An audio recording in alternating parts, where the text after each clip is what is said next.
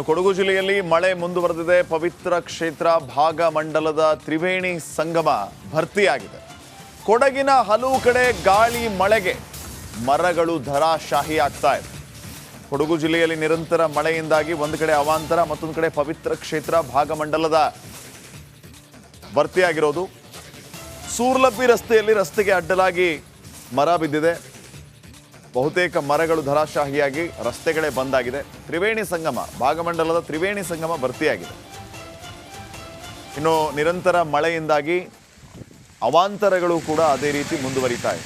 ನೋಡಿ, ತಾವು ಗಮನಿಸ್ತಾ ಇದ್ದೀರಿ ದೃಶ್ಯಗಳಲ್ಲಿ ಮಳೆಯಿಂದಾಗಿ ಎಲ್ಲೆಲ್ಲಿ ಯಾವ ರೀತಿಯ ಸಮಸ್ಯೆ ಆಗಿದೆ ಅಂತ ಹೇಳಿ. ಭಾಗಮಂಡಲ ತುಂಬಿ ಹರಿತಾ ಇರೋ ದೃಶ್ಯಗಳನ್ನು ತಾವೀಗ ಗಮನಿಸ್ತಾ ಇದ್ದೀರಿ. ತ್ರಿವೇಣಿ ಸಂಗಮ ಭರ್ತಿಯಾಗಿರುವ ದೃಶ್ಯಗಳು.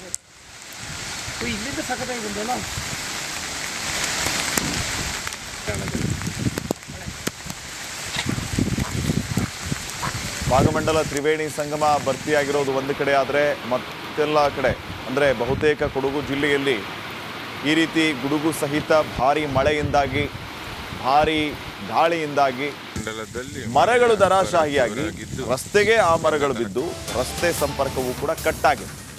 ದಕ್ಷಿಣ ಕನ್ನಡ ಜಿಲ್ಲೆಯಲ್ಲಿಯೂ ಕೂಡ ಮಳೆಯ ಅಬ್ಬರ. ದಕ್ಷಿಣ ಕನ್ನಡ ಜಿಲ್ಲೆಯಲ್ಲಿ ರೆಡ್ ಅಲರ್ಟ್ ನಾಳೆ. ವಿಪರೀತ ಮಳೆಯಿಂದಾಗಿ ಈ ರೀತಿ ಸಮಸ್ಯೆ. ನಾಳೆ ದಕ್ಷಿಣ ಕನ್ನಡ ಜಿಲ್ಲೆಯಲ್ಲಿ ಶಾಲೆಗಳಿಗೆ ರಜೆಯನ್ನ ಘೋಷಿಸಲಾಗಿದೆ. ದಕ್ಷಿಣ ಕನ್ನಡ ಜಿಲ್ಲಾಧಿಕಾರಿ ಮುಳೈ ಮುಗಿಲನ್ ಆದೇಶವನ್ನ ಹೊರಡಿಸಿದ್ದಾರೆ. ಇದರ ಜೊತೆಗೆ ಮೀನುಗಾರರು ಮೀನುಗಾರಿಕೆಗೆ ತೆರಳಬಾರದು ಅಂತಾನೂ ಕೂಡ ಸೂಚನೆಯನ್ನ ಕೊಟ್ಟಿದ್ದಾರೆ. ದಕ್ಷಿಣ ಕನ್ನಡ ಜಿಲ್ಲೆಯಲ್ಲಿ ನಾಳೆ ರೆಡ್ ಅಲರ್ಟ್. ನಾಳೆ ಶಾಲೆಗಳಿಗೆ ರಜೆ. ವಿಪರೀತ ಮಳೆಯಿಂದಾಗಿ ಇಷ್ಟೆಲ್ಲ ಸಮಸ್ಯೆಗಳಾಗ್ತಾ ಇದೆ. ದಯವಿಟ್ಟು ಮೀನುಗಾರರು ಮೀನುಗಾರಿಕೆ ಮಾಡದಂತೆ, ಸಮುದ್ರಕ್ಕೆ ಇಳಿಯದಂತೆ ಸೂಚನೆಯನ್ನು ಕೊಡಲಾಗಿದೆ. ಶಾಲೆಗಳಿಗೆ ರಜೆಯನ್ನು ನೀಡಲಾಗಿದೆ. ಜಿಲ್ಲಾಧಿಕಾರಿಗಳು ಈಗಾಗಲೇ ಈ ಆದೇಶವನ್ನು ಹೊರಡಿಸಿದ್ದಾರೆ. ನಾಳೆ ರೆಡ್ ಅಲರ್ಟ್ ಅನೌನ್ಸ್ ಮಾಡಲಾಗಿದೆ ದಕ್ಷಿಣ ಕನ್ನಡ ಜಿಲ್ಲೆಯಲ್ಲಿ.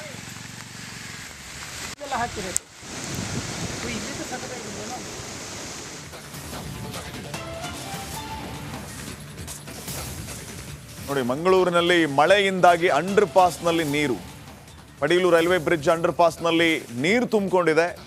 ಅರ್ಧ ರಸ್ತೆಯವರೆಗೆ ಹೋಗಿ ರಸ್ತೆ ಮಧ್ಯೆಯಲ್ಲಿಯೇ ನಿಂತಿದೆ ಕಾರು.